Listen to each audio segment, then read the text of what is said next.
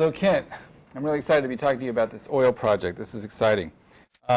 First of all, can you tell us a little bit about yourself, your background, and the degrees you have? Just tell us about yourself. Well, I'm excited about this project, number one, and I have a number of degrees from a number of universities, and they're mostly in science and math. And I, at one time, thought I would be a school teacher, but I didn't pursue that.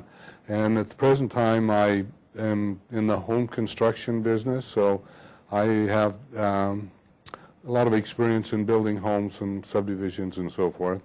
And I also spent a lot of time in the oil fields. It started off primarily as a hobby, but became avocation in a way for me and for my son. And we've spent, I'm not talking about a few days, we've spent months in the oil field. I've personally walked across most of the oil fields in western Kern County, and they're large oil fields, and we've been through them. And some of the fields we've done a lot of research to determine things about oil fields. And we, in 1992, we purchased a piece of property, the one that we're discussing today. And at that time, the price of oil was like either $5 or $8 per barrel. And the world market for oil was not that great, but it was really a A1 piece of property. And so anyway, that's where we started, became interested in the oil field, and started from that. Now I notice here on your bio sheet that you gave me here, it says you're the president and CEO of Seismic Resources, and that you do underground fracture location. So that's another company that you own? That's a company we own, and it's a company that we've done a tremendous amount of research to put it all together. Okay, so you're not just a novice in the oil business at all. You have been in the oil business for a while, and you're very interested for years and years in oil. Okay, cool. And then now you started talking about the property. Sorry to interrupt you there. I wanted to get that out, though, about this other business. I think that's important. Now, about the property that you found. Where is it generally, and what's around it? Why is this a good place to look for oil? Well, the reason it's really a good place, start off with in Kern County, California. Okay. Kern County is one of the most productive oil producing areas in the whole United States. And this particular property is almost adjacent to South Belridge Field, which has produced, I'm not talking about even 1 million barrels of oil. They've produced over 1 billion barrels of oil there. 1 billion barrels of oil. And that's the South Belridge? Yes. It's a famous oil field. Right. Okay. And it's within 8,000 feet of this property. And then within 8,000 feet of your property? Right. 1 billion barrels of oil. And that's, yes. Okay. And that seems like a good place to look. Well, the oil field's been pumping for a number of years. Since 1911, the first well was drilled there. Okay.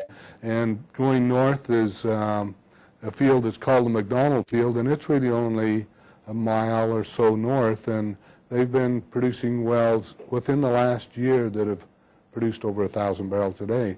And that's kind of a new discovery area, but it's... What is that field called again? It's called McDonald. The McDonald Field? Uh-huh. And it's got wells on it producing 1,000 barrels a day. That was recently discovered. Recently discovered field. Okay. No, it's not. It's an old field, but recent discovery of the high-producing wells. Okay, recently drilled wells. Okay. Right. Now, this McDonald field, you say that's about a mile to the north? A mile and a half to the north. Okay. Yes. Okay. And then south of us is called the Seismic Field, and it's say that again. I'm sorry. Seismic. Okay. And it's been in production for years. And there are a number of fields going south. There's the large Midway Field, and there's a big field that's where the National Reserve is, Elk Hills. Well, now what's the National Reserve? That's the United States has their reserve of oil, and it's called Elk Hills, and it's within probably 8 miles of this property to the south. Elk Hills National Reserve, oil reserves for the United States is right there. Is within 8 miles of the property. Okay. Straight down going south, and then there was one well that we looked at that they call it the Lakeview Gusher. That was one of the most productive wells in California. They drilled it, and it produced over 125,000 barrels a day. It's no longer in production, but there's a plaque where that well is. And 125,000 barrels a day. A day. They was out of control, and they made lakes to hold the oil. Thought it was going to flood the San Joaquin Valley before it stopped. When did this happen? When was this? This happened about 1920. About 1920. So just and right there. But all of this oil is being produced, and there are wells to the west of us. There are wells completely surrounding that property. Okay. And the adjoining property is owned by Texaco and Chevron as actual owners of the property. So your next door neighbors are Chevron and Texaco. Right. They own the property right up next to your property. Right. Okay. Wow. And then there's property on the other side, but all the property is either tied up or owned by large oil companies. And so this is really the only spot available out there. That was my next question. I mean, how unique is this situation that you have at this property? I mean, could anybody go over there and talk to a real estate agent and say, hey, yeah, I'd like to buy some land and drill for oil here? Can anybody just do that, or? You can do that, but there's just none available, and especially with the price of oil. Available. It's all tied up. It's all tied up. All either owned by the oil companies. Companies are tied up with leases. Tied up with oil. Tied up some way. Yes. Okay. It would be impossible. So you can't do. I couldn't go do what you do. No, I don't think so. You'd have. Okay. No way you'd be able to. Okay, that's fantastic. So you have a very unique situation. Now, since you've got next door neighbors that are oil companies, I'm sure maybe somebody might have approached you about buying you out already. I mean, has anybody approached you about buying you out? I've been contacted. I have a file that's that thick of oil proposals, leases, really? And I've never responded to them. Okay. Okay. So they're contacting me all the time. So they're always begging. They're always interested in that piece. From you. Okay. All right. Then, wow, this is really exciting, Kent. What about? Now, you told me earlier when we first started talking about this that you've had this tied up since oil was at $8 a barrel. Now, I know you're a home builder and you've been building homes, and so why don't you talk a little bit about the whole situation of why you waited until now. It's kind of obvious with the housing market the way it is now, but I'd like to have you talk about why now. Well, we originally we thought we'd do something when it was $5 a barrel, but we really couldn't get the interest to drill a well, and so we continued building homes, and we left that piece of property off by itself and without thinking about it. But now with the price of oil like it is, so we became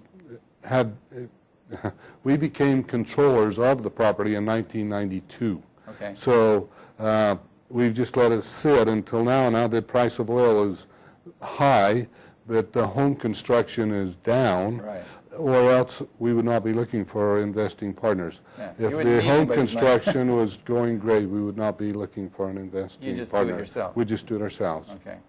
Okay. So since the housing market's down, and the oil prices are very high. Okay. Plus, I also wanted to ask you another question that's kind of, a lot of people might not know the answer to this, is why can't you just go to the bank and borrow the money? I mean, wouldn't the bank want to take a risk? Well, I know credit's real tight right now. I'm sure that there's other reasons why the bank wouldn't just loan you the money.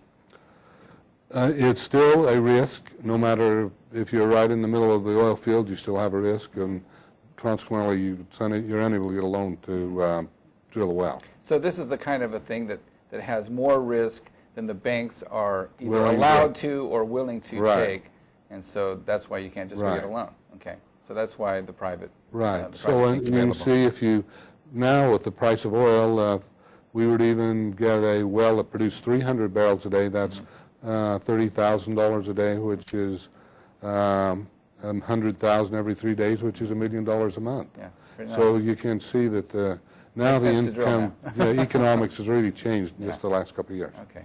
All right, Kent. Well, gosh, you've got a fantastic thing going here. A lot of opportunity here. Anything else you wanted to add before we? No, but it really is a good value. If you were to check yourself or anyone was to check, they would realize it's in a great area and it has a great potential, and it's really an A1 place to be looking to be drilling a well. Okay. All right, Kent. Thanks a lot. Appreciate it. Okay. Okay. Bye-bye. Good.